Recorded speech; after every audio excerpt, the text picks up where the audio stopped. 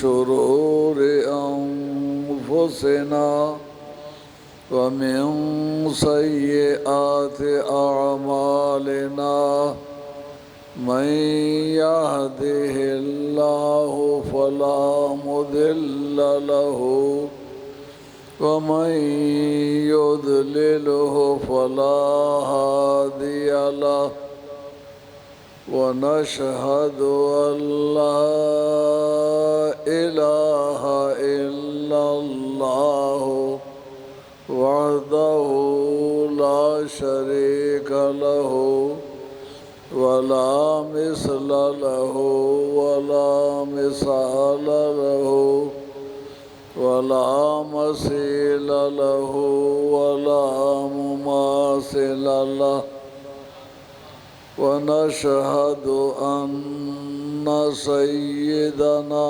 وسندنا وشفيعنا وشفاء صدورنا وملجأنا ومأوانا ومولانا محمدا عبده ورسوله صلى الله عليه وآله وأصحابه وبارك وسلم أما بعد فقد قال الله تبارك وتعالى جل جلاله في القرآن المجيد والفرقان الحميد أعوذ بالله من الشيطان الرجيم بسم الله الرحمن الرحيم قل لا أسألكم عليه أجرا إلا المودة في القربى وقال بعد إنما يريد الله ليذهب عنكم الرجس أهل البيت ويطهركم تطهيرا صدق الله مولانا العظيم وبلغنا رسوله النبي الكريم ونحن على ذلك من الشاهدين والشاكرين والحمد لله رب العالمين الصلاة والسلام عليك يا سيدي يا رسول الله وعلى آلك وأصحابك يا حبيب الله الصلاة والسلام عليك يا سيدي يا رسول الله وعلى آلك وأصحابك يا حبيب الله الصلاة والسلام عليك يا سيدي يا رسول الله وعلى آلك وأصحابك يا حبيب الله محترم سامعین ناظرین، آپ کی خدمت عالیہ میں حاضر ہوں۔ اس وقت ماہ محرم شریف شروع ہو چکا ہے، جس مہینے میں خاندان نبوت پر مظالم توڑے گئے اور آپ کو ذبح کیا گیا اور ان کی نعشوں پر گھوڑے دوڑائے گئے، جن کے اشارے پر سورج ڈوبتے اور طلوع ہوتے ہیں۔ ان کے گھر والوں کو ان مظالم سے گزرنے کا اتفاق ہوا، مگر یہ پروگرام ایسا نہیں کہ چوری چوری بنا ہو، بلکہ ترمذی شریف کی حدیث ہے کہ نبی پاک علیہ السلام نے جناب سیدہ ام سلمہ رضی اللہ تعالیٰ عنہا ان سے کہا دروازے پر بیٹھ جاؤ اور کوئی اندر نہ آئے۔ حضرت امام حسین دوڑتے دوڑتے آئے اور آ کر حضرت سیدہ ام المومنین ام سلمہ نے ان کو روکنا چاہا اور اتھارٹی پیش کی کہ سرکار نے فرمایا تھا اندر کوئی نہ آئے، اس لیے آپ اندر نہیں جا سکتے۔ حضرت ام سلمہ سے بڑی جسارت کر کے آپ نے کہا اے ام سلمہ میں کوئی ہوں، میں حسین ہوں، میں کوئی نہیں ہوں۔ اور یہ کہہ کر دوڑتے دوڑتے جا کے سرکار کی گود میں دھڑام سے بیٹھ گئے اور فرماتے آج ایک فرشتہ آیا ہوا ہے جو کبھی نہیں آیا، اور ملاقات کا مقصد اس کا یہ ہے آج وہ میرے سامنے مٹی پیش کرنا چاہتا ہے جس میں میرے حسین کو شہید کیا جائے گا۔ یہ امر قابل غور ہے کہ آج تک کسی کی موت واقع کرنے کے لیے قتل گاہ کی مٹی کسی کو دکھائی گئی ہے؟ ایک دن میں بنی اسرائیل نے کوئی 17,000 انبیاء و مرسلین کو شہید کیا، لیکن ان کے متعلق کوئی اس طرح مٹی کا حوالہ نہیں ہے، اور لاکھوں انسان دنیا میں شہید ہوئے، رائے مولا میں انہوں نے جانیں دی، مگر مٹی کسی کی قتل گاہ کی پیش نہیں کی گئی۔ حضور سے عرض کیا یا رسول اللہ آپ اس صاحبزادے سے بہت پیار کرتے ہیں؟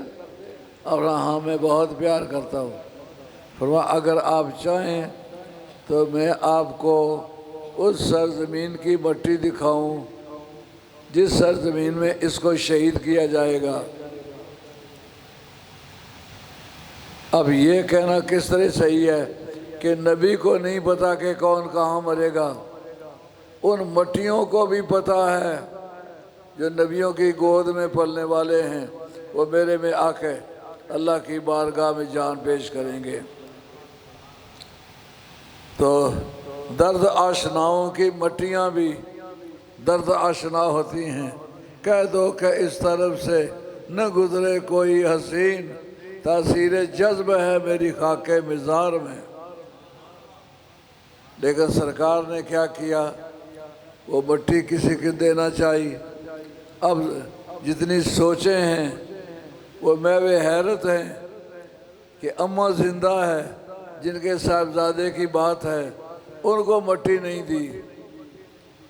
پھر اس کے بعد اس سوال سے کہ اس وقت تک کون زندہ رہے گا، حضرت سیدہ عائشہ رضی اللہ تعالیٰ عنہ عمر کی بہت چھوٹی ہیں، ان کے متعلق قیاس یہ ہے کہ وہ اس وقت تک زندہ ہوں گی،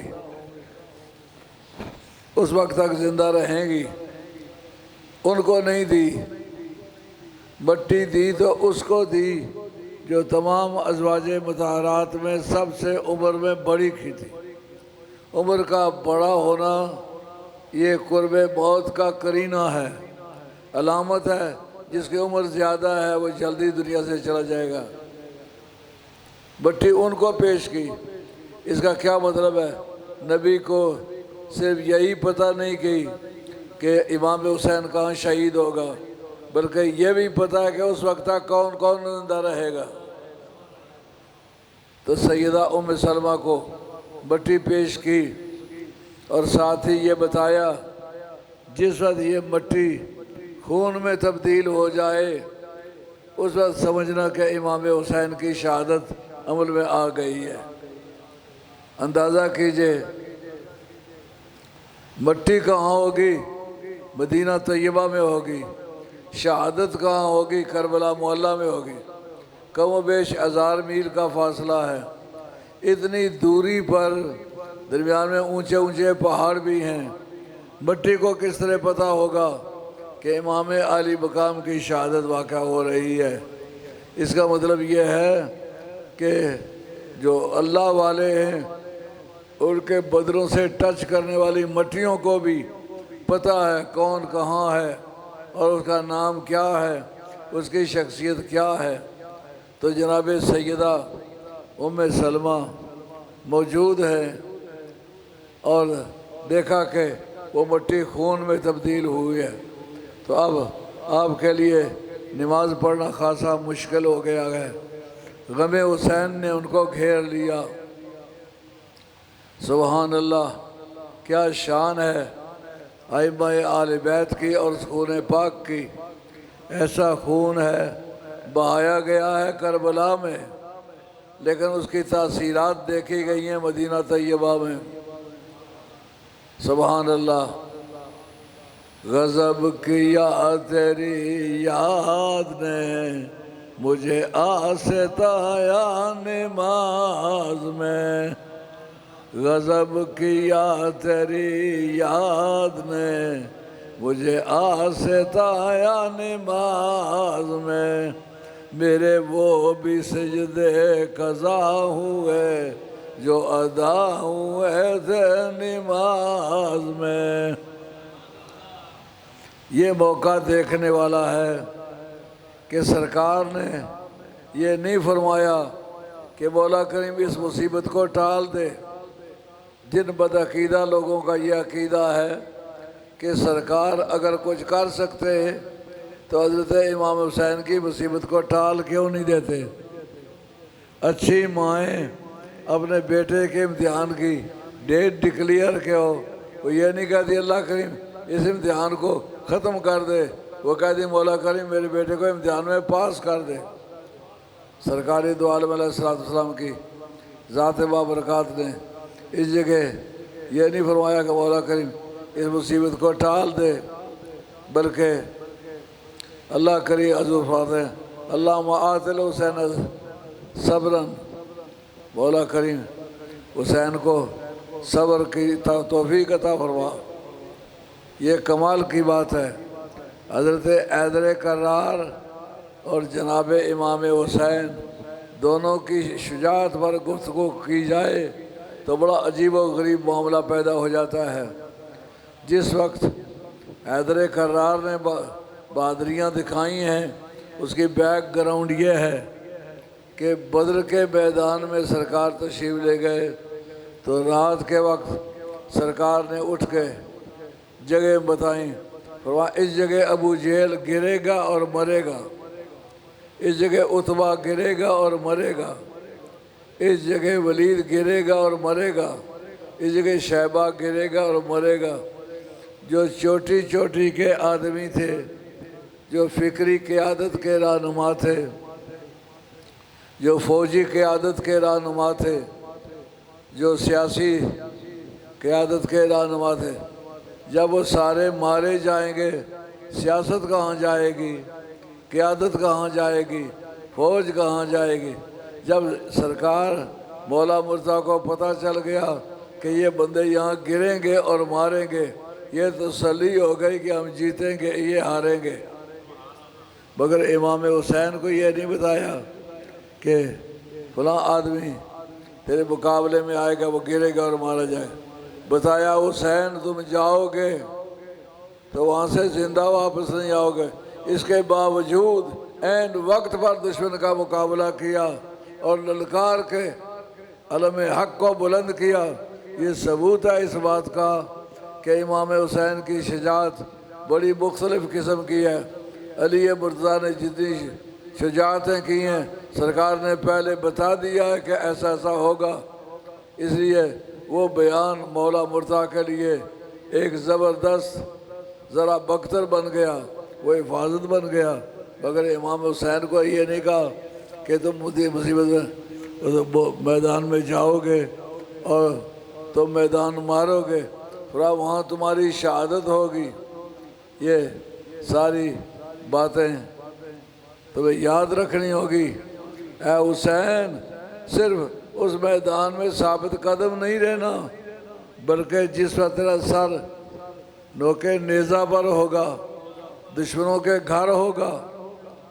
دمشق کی بات ہے، مسجد اموی میں جو سرکاری مسجد تھی بنو امیہ کی، اس میں ایک آدمی قرآن مجید پڑھ رہا ہے، ام حسبت ان اصحاب الکہف والرقیم کانوا من آیاتنا عجبا۔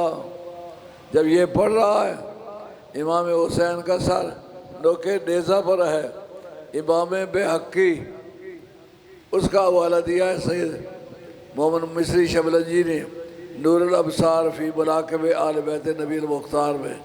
ایک حضرت امام جلال الدین سیوطی نے خصائص کبریٰ میں، جہاں انہوں نے یہ بحث کی ہے کہ سرکار کو آنے والے واقعات کا علم ہوتا تھا، اس میں بھی اس حوالے کو پیش کیا کہ سر نیزے پر چڑھا ہوا ہے، اب حالات کیا کہہ رہے ہیں، عشق کہے میں بیرے تیرے وچ بازاراں تو لاگا، پر عاشق آکھے پورا تولی کٹ تولے تا بولا گا، عاشق آکھے پورا تولی کٹ تولے تا بولا گا۔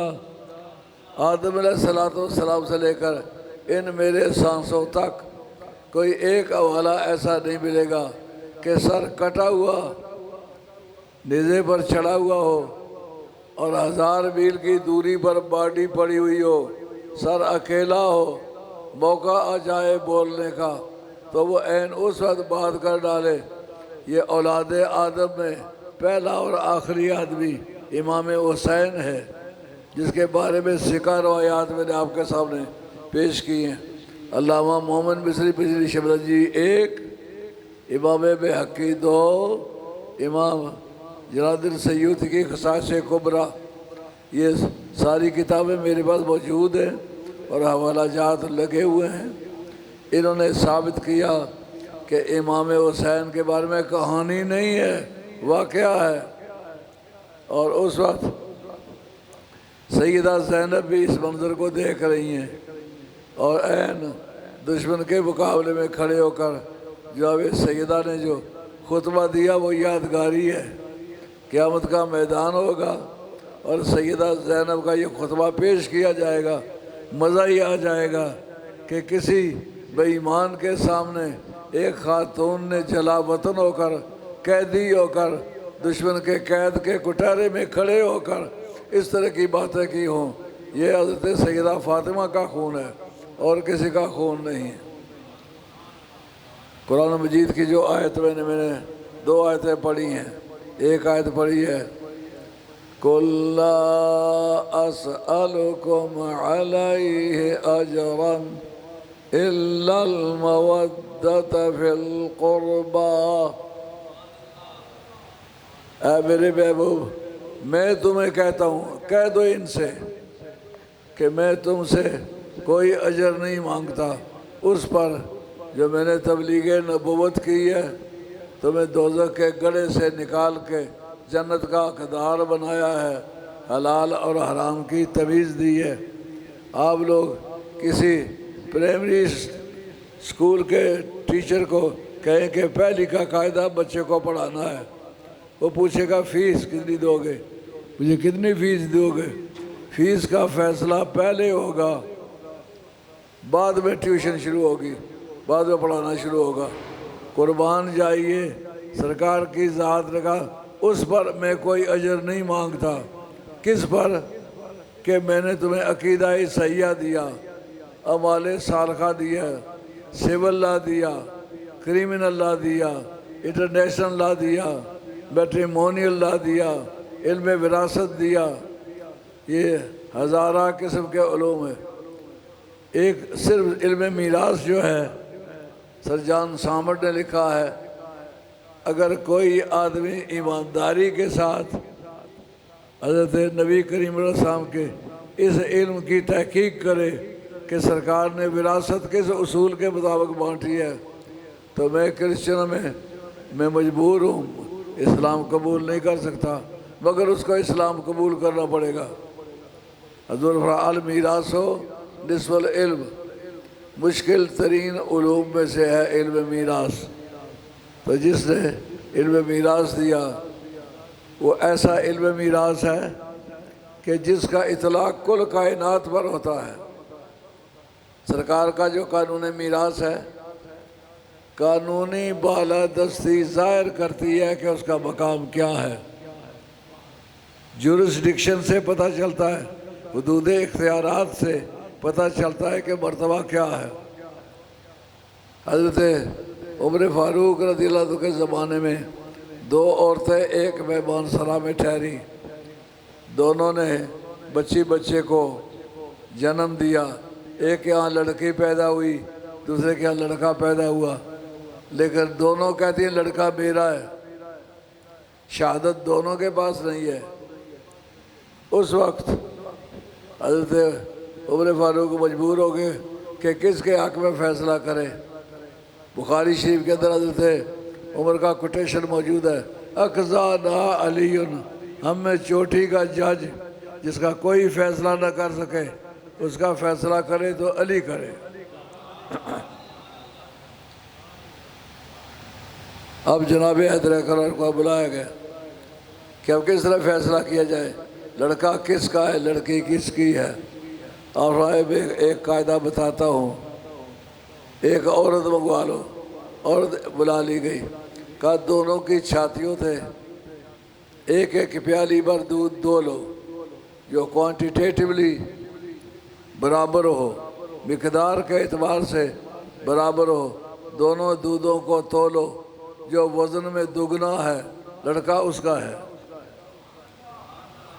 سچ مچ انہوں نے ایک عورت بلا کے اس خاتون کی چھاتیوں سے دودھ دوہا، اور جب ایک پیالی پر دودھ نکال لیا تو اس کے بعد مولا مظفر اس کو تولو، مقدار میں برابر ہے لیکن ایک پیالی کا دودھ وزن میں دگنا ہے۔ اور کس وجہ سے دگنا ہے؟ یہ عورت اس کائنات میں ماؤں کی چھاتیوں کا جو دودھ ہے وہ بھی مدینے والی سرکار کے قانون وراثت کے مطابق تقسیم ہوتا ہے۔ اس سے پتہ چلتا ہے کہ قانون کا سرکار کا مرتبہ کیا ہے۔ ایک بھی خلیفہ ایسا نہیں جس نے جناب حیدر کرار سے فیصلہ نہ کروایا ہو، مسئلہ نہ پوچھا ہو۔ خلیفے تینوں ہیں، ابو بکر صدیق رضی اللہ تعالیٰ عنہ، عمر فاروق رضی اللہ تعالیٰ عنہ، عثمان غنی رضی اللہ تعالیٰ عنہ۔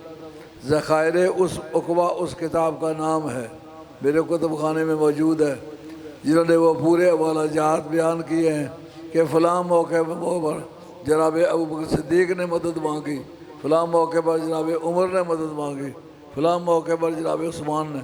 ایک بھی خلیفہ ایسا نہیں کہ سرکار کے پاس پوچھنے کے لیے نہ آیا ہو، لیکن ایک بھی کوئی شخص ایسا نہیں جو یہ کہے علی میرے پاس پوچھنے کے لیے آیا۔ اور ایسے ایسے مسائل ہیں جو آج تک کوئی دوسرا حوالہ نہیں ملتا اس کی صحت کے لیے سوائے حضرت حیدر کرار کے مثالوں کے۔ مثال کے طور پر ایک مرتبہ جناب حیدر کرار اپنے منصب خلافت پر عمل پیرا ہیں تو اچانک ایک فتویٰ کہ ایک خنثی مشکل جس میں مرد اور عورت دونوں کے آثار ہوں، اس کو کہتے ہیں خنثی مشکل۔ اور مسئلہ یہ ہے اب وہ مر گیا ہے، اس کا وراثت کس طرح تقسیم کی جائے، اس کو کفن مرد والا دیا جائے یا عورت والا دیا جائے۔ خنثی مشکل کو انگریزی میں ہرمفریڈائٹ کہتے ہیں، یہ اسلامک لینگویج ہے۔ ہرمفریڈائٹ خنثی مشکل جس کے بدن میں مرد کے آثار بھی ہوں اور عورت کے آثار بھی ہوں۔ آپ نے پوچھا کہ مجھے یہ بتاؤ کہ جب وہ پیشاب کرتا تھا اس کے بچپنے کے ساتھی وہ عورت والے نشان سے پیشاب کرتا تھا یا مرد والے نشان میں سے؟ انہوں نے کہا دونوں میں سے پیشاب کیا کرتا تھا۔ فرمایا پھر یہ بتاؤ کثرت کے ساتھ زیادہ پیشاب مردانہ نشان سے کرتا تھا یا زنانہ نشان سے کرتا تھا؟ انہوں نے کہا دونوں سے کثرت کے ساتھ کرتا تھا۔ مولا مرتضیٰ فرماتے یہ بھیجا ہے جناب امیر معاویہ رضی اللہ تعالیٰ، آپ فرماتے ہیں ردینا قسمت الجبار فینا لنا علم وللجوہال مالو، ہم اللہ تعالیٰ کے اس تقسیم پر خوش ہیں کہ اللہ تعالیٰ نے جاہلوں کو مال دیا اور ہمیں علم دیا۔ اس وقت آپ نے فرمایا اور کوئی آثار؟ انہوں نے کہا جناب ایک گھر میں وہ بیوی بھی تھا، اس کے پیٹ کے بچے، اور دوسرے جگہ میں وہ میاں تھا، وہاں اس کی پشت کے بچے۔ آپ نے فرمایا پھر آخری بات تمہیں بتاتا ہوں، اس کی پسلیاں گنو۔ اس کو البنایا فی شرح الہدایا، علامہ بدر الدین عینی کی لکھی ہوئی کتاب ہے۔ ہدایہ شریف ہمارے فقہ حنفی میں قانون کی کتاب میں جو آخری کتاب ہے اس کا نام ہے ہدایہ ہے۔ ہدایہ کے اندر یہ بحث شرح لکھی ہے انہوں نے، البنایا فی شرح الہدایا۔ انہوں نے کہا اس کی دونوں طرف کی پسلیاں گین لو، اگر اس کی بائیں طرف کی پسلی کم ہے تو پھر وہ مرد ہے، کیونکہ شروع میں عورت کو مرد کی بائیں طرف کی پسلی توڑ کے اس سے بنایا گیا تھا، وہ ابتدائی آفرینش تھی، تو جو پسلی توڑی گئی ہے وہ کم رہی ہے۔ اب جب گنا تو خود جتنے بھی درباری بھی تھے وہ بھی اپنی اپنی پسلیاں بھی گننے لگے گے کہ ہماری پسلی کیسے ہے۔ تو یہ بات ثابت ہو گئی کہ مرد کی بائیں طرف سے پسلی کم ہوتی ہے۔ یہ فیصلے جناب عدل قرار کے ہیں، اور پوری دنیا میں کوئی ایسا ماں کا لال نہیں جس نے یہ کہا علی میرے پاس پوچھنے آئے۔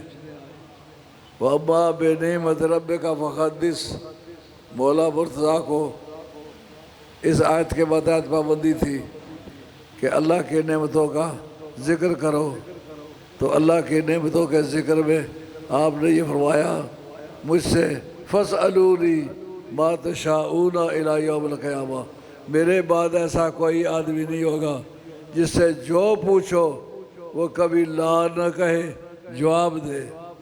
میں ہی اکیلا آدمی ہوں اس امت میں جس سے جو سوال کیا جائے گا وہ حل کیا جائے گا، دوسرا کوئی بیان نہیں کر سکتا۔ تو مولا مرتضیٰ نے کائنات کے جتنے سوالات ان سے کیے گئے انہوں نے بھرپور اس کا جواب دیا۔ اس جگہ یہ فرمانا کہ لا اسألکم علیہ، اس پر تم سے کوئی اجر نہیں مانگتا۔ ایک پرائمری کا ٹیچر پہلی کا قاعدہ پڑھانے لگے تو پہلے پیسوں کا فیصلہ پہلے ہوگا، پیچھے وہ پڑھائے گا۔ تو جس سے کائنات بھر کے علوم پڑھائے، سکھائے، سدھائے، وہ کہے ان سب چیزوں کے بدلے میں تم سے کچھ نہیں مانگتا ہوں، اگر مانگتا ہوں تو صرف میرے اقربا کی محبت۔ اب اس موقع پر حضرت عبداللہ ابن عباس کا ایک حوالہ قابل ذکر ہے۔ سرکار سے عرض کرتے حضرت عبداللہ ابن عباس، حضرت عبداللہ ابن عباس وہ شخص ہیں جن کو امت مسلمہ میں ترجمان القرآن خود سرکار کی زبان سے ثابت ہوا۔ مدینہ طیبہ میں یہودیوں کے ٹائلٹ جو تھے چھت پر بنے ہوتے تھے، اور باقی لوگ جو تھے وہ کھیتوں میں چل کے پیشاب کرتے تھے۔ سرکار نے پہلی مرتبہ وہ ٹائلٹ استعمال کیا اور اس پر ناراضگی کا اظہار نہیں کیا۔ یہ ثبوت ہے اس بات کا کہ کوئی بدعت جس سے اسلام کا انکار لازم نہ آتا ہو بلکہ اسلام کو فائدہ پہنچتا ہو، آج بھی وہ بدعت اگر ایجاد کی جائے تو اس سے ثواب ہوگا، گناہ نہیں ہوگا۔ جیسا یہ لاؤڈ سپیکر بول رہا ہے یہ بدعت ہے، سرکار کے زمانے میں نہیں تھا، لیکن اس سے اسلام کو فائدہ پہنچ رہا ہے۔ کوئی شخص یہ نہیں کہے گا کہ لاؤڈ سپیکر استعمال کرنا حرام ہے کیونکہ یہ بدعت ہے، نہیں، ہر بدعت حرام نہیں ہوتی، جو اسلامی مزاج سے موافق ہو وہ اگرچہ بدعت ہو مگر وہ کار ثواب ہوتا ہے، وہ اچھی چیز سے ہی سمجھی جاتی ہے۔ تو سرکار ٹوائلٹ میں گئے، واپسی سے پہلے حضرت عبداللہ بن عباس نے پانی کا لوٹا بھر دیا۔ پوچھا مملا حضا، اس کو کس نے بھرا ہے؟ عرض کیا یا رسول اللہ میں نے بھرا ہے۔ عرض کیا اللہ کریم کی بارگاہ میں، مولا کریم جس طرح اس نے پانی کا لوٹا بھر کے دیا ہے، اس کے سینے کو علم اور حکمت سے بھر ڈالا۔ سرکار کی منڈی کے سودے کیسے ہیں؟ ساری زندگی پڑھتا رہے، پی ایچ ڈی اس وقت ہوگا جب کہو میں 35-40 برس گزر چکے ہوں، اس نے محنت کی ہو، مگر سرکار کی بارگاہ میں صرف پانی کا لوٹا بھرا ہے، تو وہ پی ایچ ڈی جو قیامت تک کسی دوسرے کے مقدر میں نہیں ہے۔ حضرت عبداللہ بن عباس نیٹو سپیکر ہیں، عربی بولنے والے ہیں، وہ سوال کرتے ہیں سرکار سے، یا رسول اللہ من قرابت هؤلاء الذین وجبت علینا مودتهم یا رسول اللہ، اے اللہ کے حبیب بتائیں آپ کے وہ اقربا کون سے ہیں جن کی محبت ہم پر واجب ہے۔ یہ سوال کرتے وقت چند باتیں تسلیم کرنی پڑیں گی۔ ایک تو یہ نیٹو سپیکر ہے، اعلی زبان ہے، عربی بولنے والا ہے، عربی لکھنے والا ہے، عربی پڑھانے والا ہے، وہ سوال کرے آپ کے وہ اقربا کون سے ہیں جن کی محبت واجب ہے۔ دوسرا مسئلہ یہ ثابت ہوا کہ کچھ اقربا ایسے ہیں جن کی محبت واجب ہے، محبت اہل بیت واجب ہے۔ میں چند حوالہ جات انشاءاللہ کل عرض کروں، اس اگلے کانفرنس میں عرض کروں گا، جس میں بتایا جائے کہ محبت اہل بیت کے بغیر کوئی عبادت قبول نہیں ہوگی، نہ نفل، نہ مستحب، نہ واجب، نہ فرض، نہ حج، نہ زکوٰۃ، کوئی عمل و قبول نہیں ہوگا جب تک محبت اہل بیت نہ ہو۔ اعلیٰ حضرت فاضل بن ربیع رحمۃ اللہ علیہ نے فتاوی رضویہ کے اندر صاف طور پر لکھا ہے کہ اعمال کی مقبولیت کے لیے ایک ضروری شرط یہ ہے کہ اہل بیت سے محبت رکھے۔ اگر اس کو یہ تمیز نہ رہے کہ اہل بیت کون ہیں یا میرا ان سے کیا تعلق ہے، ویسے نمازیں پڑھے جائے، سر گھسا رہا ہے، حج کرنے کے لیے جائے، پھیرے تو لگ جائیں گے، حج نہیں ہوگا۔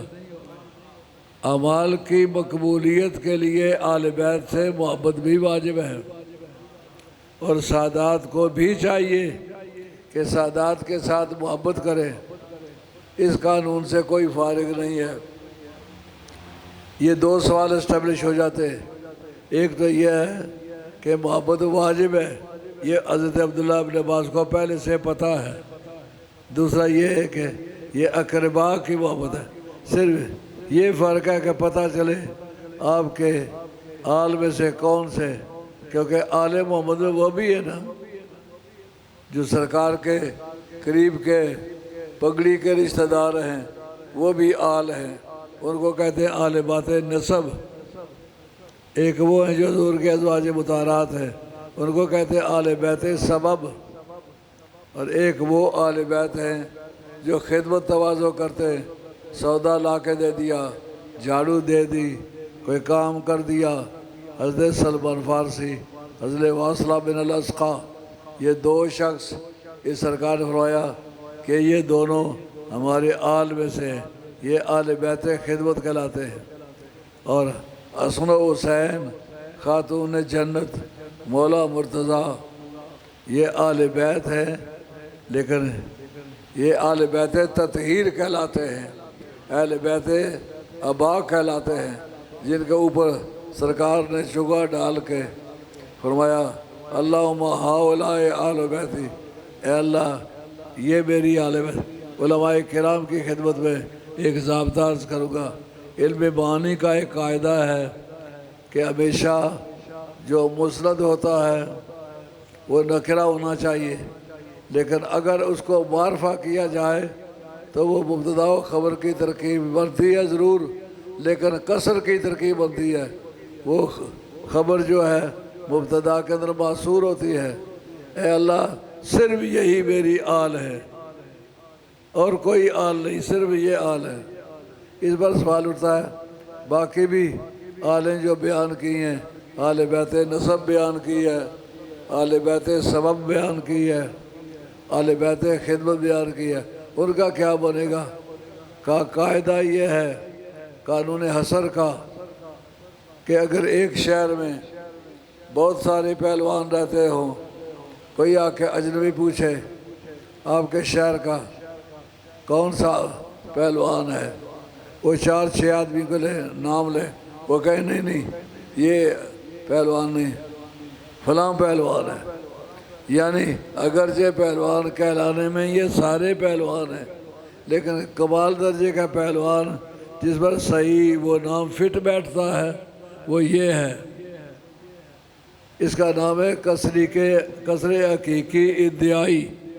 یہ علم بلاغت کا مسئلہ ہے، یعنی فی الواقعہ وہ بھی پہلوان ہے، جیسا سرکار فرمایا لا فتح الا علی، نہیں کوئی مرد سوائے علی کے، نہیں کوئی تلوار سوائے علی کی تلوار کے۔ اس کا مطلب تلواریں اور بھی ہیں اور پہلوان اور بھی ہیں، لیکن جو سرکار کا سٹینڈرڈ ہے اس کا پہلوان صرف علی ہے، اور جو حضور کا معیار ہے اس معیار کی تلوار کہ عمر ابن عبد ود کو لگے سر پہ تو لوہے کی ٹوپی پھاڑ دے، کھوپری 2 حصے کر دے، باڈی 2 حصے کر دے، زین پہ لگے زین کے 2 ٹکڑے کر دے، گھوڑے پہ لگے گھوڑے کے 2 ٹکڑے کر دے، جبل صلاح میں چلی جائے۔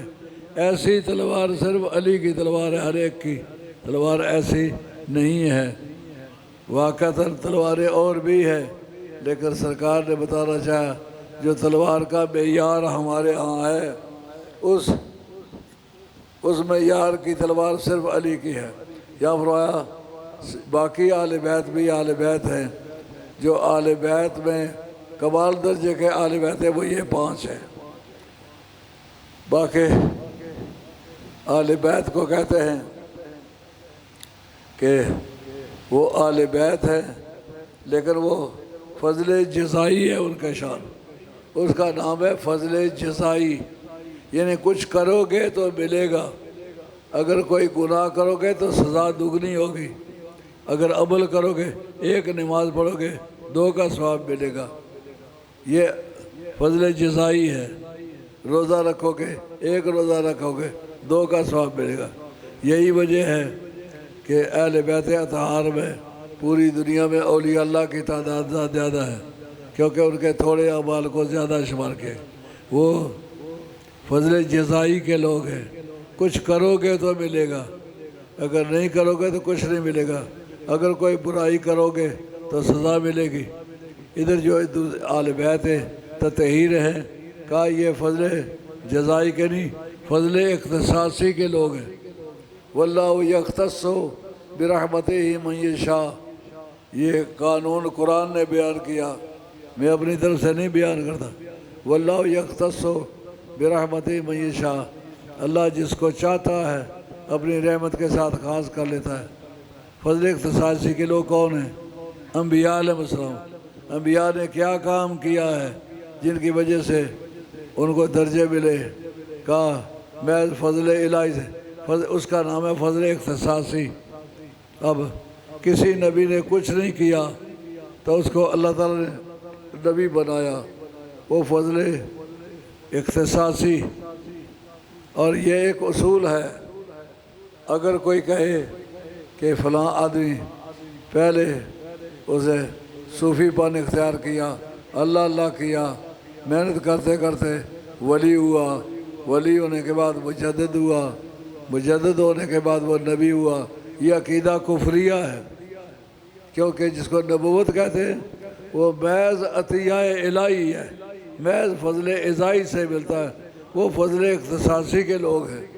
یہ جو 5 شخصیتیں ہیں ان کے عمل کی وجہ سے فضیلت نہیں دی گئی، بلکہ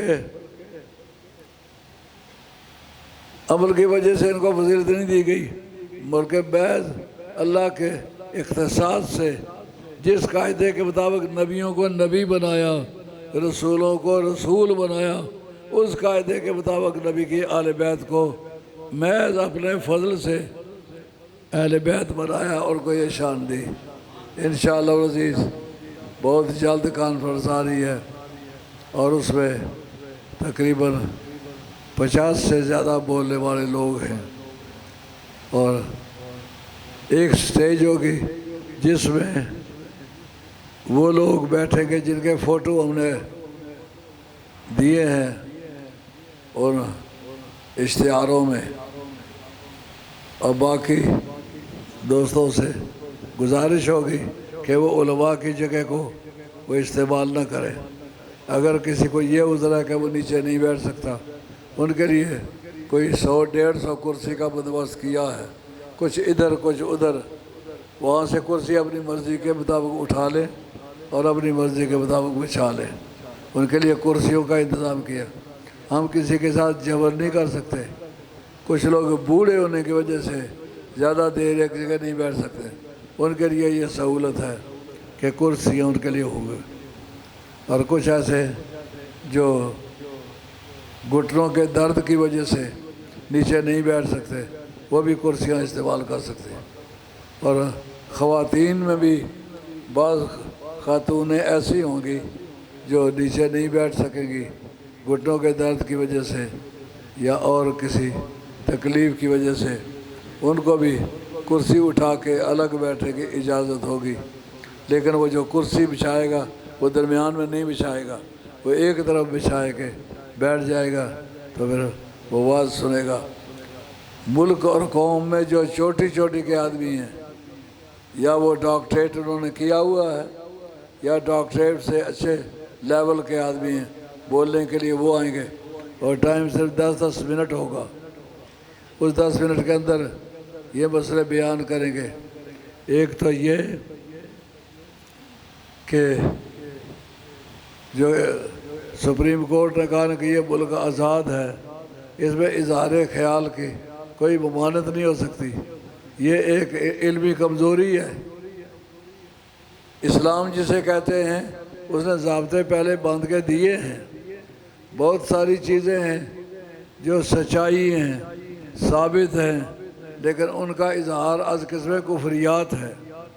مثلا یہ کہ اللہ سارے نبیوں کا خالق ہے، سارے رسولوں کا خالق ہے، فرشتوں کا خالق ہے، چاند اور ستاروں کا خالق ہے، پھولوں اور بہاروں کا خالق ہے، لیکن مثال کے طور پر مسئلہ سمجھانے کے لیے عرض کروں گا، روزانہ کے بیان کے لیے یا گفتگو کے لیے نہیں عرض کروں گا۔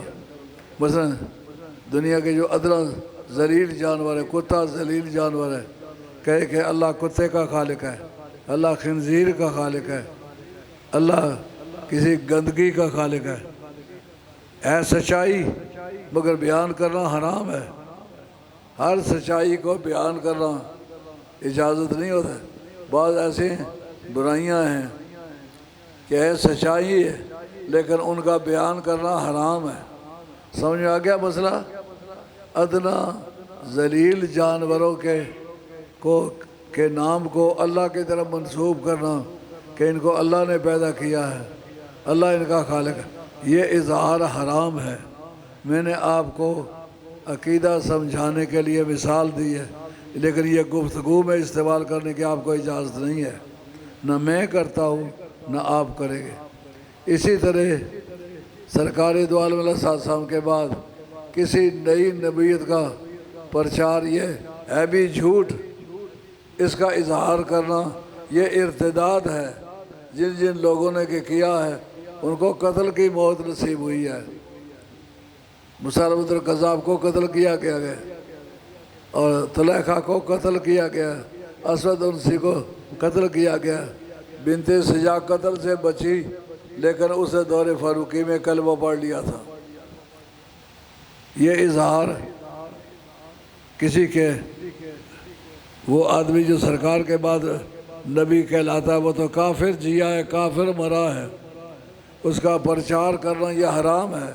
اس کا اظہار خواہ اسپیشل کورٹ ہو یا کوئی بڑی سے بڑی عدالت ہو، اس کا اظہار حرام ہے، وہ نہیں کر سکتے، کیونکہ ایسی سچائیاں جو سچائیاں ہیں مگر ادب کے خلاف ہے، ان کا اظہار حرام ہے۔ یہ تو سچائی نہیں ہے، یہ تو ہے ہی سراسر جھوٹ ہے۔ سرکار نے صاف طور پر یہ بات خود فرمائی ہے، الا لا نبی بعدی۔ علی مرتضیٰ سے کہا کہ یا علی ہو انت منی بمنزلۃ ہارون من موسیٰ، اے علی میرے مقابلے میں تمہاری پوزیشن ایسی ہے جو موسیٰ علیہ السلام کے مقابلے میں حضرت ہارون علیہ السلام کی، الا انہ لا نبی، مگر یہ بات میں بتا دوں میرے بعد نبی کوئی نہیں ہے۔ سرکار نے ایک آدمی ہزاروں جگہ اس کا اعلان فرمایا کہ میں اللہ کا نبی ہوں، میرے بعد کوئی نبی نہیں ہے۔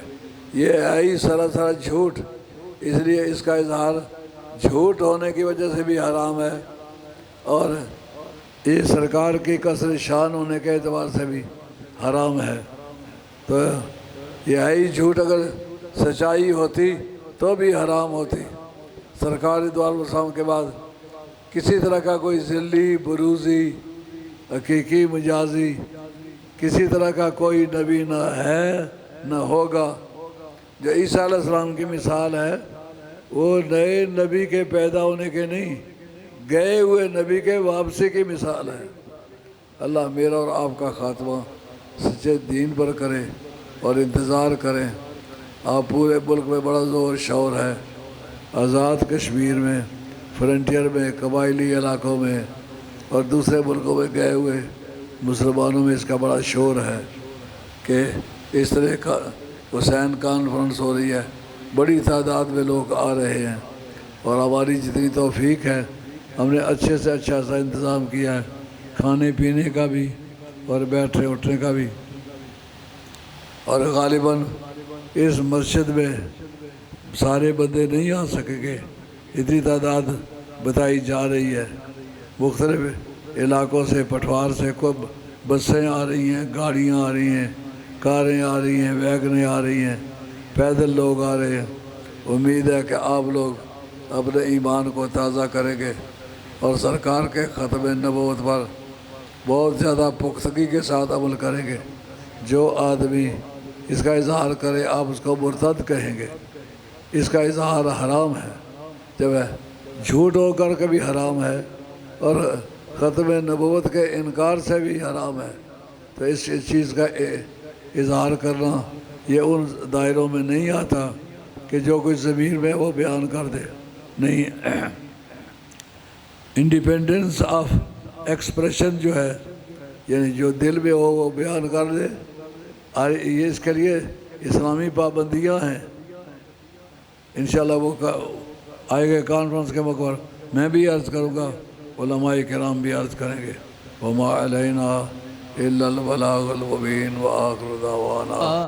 کھو سلام شمع بز میں ہدایت پہ لاکھوں سلام، جس طرف اٹھ گئی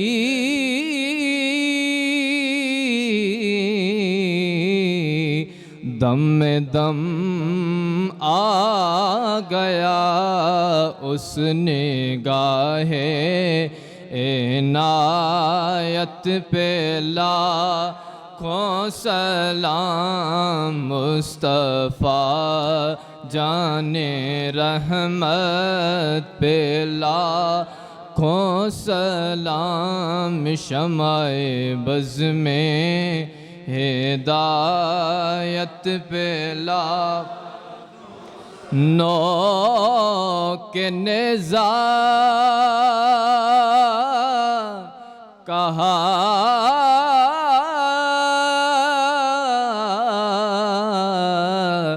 زہرا کے لال نے، نو کے نیزہ کہا زہرا کے لال نے، سرے نیزہ تلاوت قرآن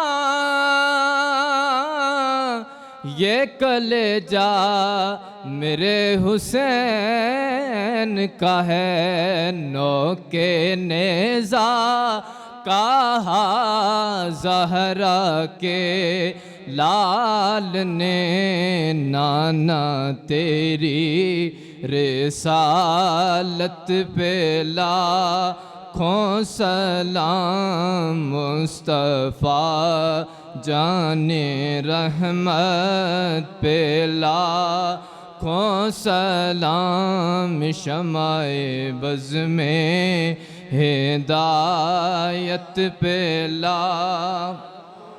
سید و سرور محمد نور جان،